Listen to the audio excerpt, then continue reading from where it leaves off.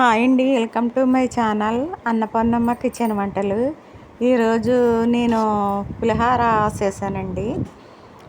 ఈ ఇంటి దగ్గర వంటలు కూడా చేశాను, అవి పెట్టడానికి కుదరలేదండి. నేను మళ్ళీ మా పెద్దమ్మాయి వాళ్ళ ఇంటికి వచ్చి నేను ఇది పులిహార చేశానండి. అక్కడ వంటలు చేసి పప్పు ఆనపకాయ వండి అక్కడ మినప రొట్టె ముక్కలు కాల్చి ముక్కల కింద చేసి పట్టుకొని వచ్చానండి మా పెద్దమ్మాయి. ఇదేమో పులిహార పోపు అండి.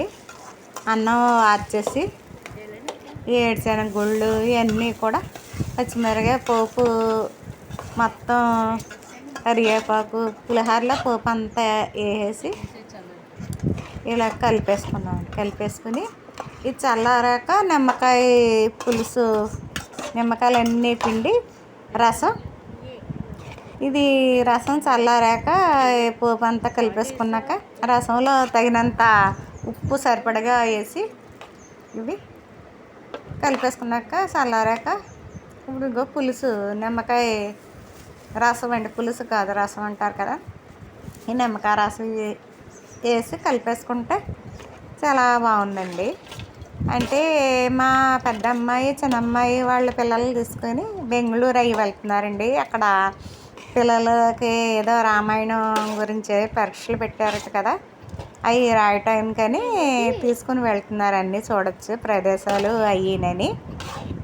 అందుకు నేను మళ్ళీ మా పెద్ద అమ్మాయి వాళ్ళ ఇంటికి వచ్చి ఇవన్నీ రెడీ చేశానండి. పులిహార చేసి మినపరొట్టెలు వేసి ముగుట్లోను వేసి ఈ పులిహార అంతా చేశాక మళ్ళీ ఈ చక్కగా పులిహార అంతా రెడీ అయిపోయిందండి. మీకు నచ్చినట్లయితే లైక్ చేయండి, కామెంట్ పెట్టండి. ఈ మినపరొట్టె అంటే చాలామంది ఇష్టపడతారు కదండి. రొట్టెలు కాల్చి ఇలా ముక్కల కింద చేశానండి, పంపాను.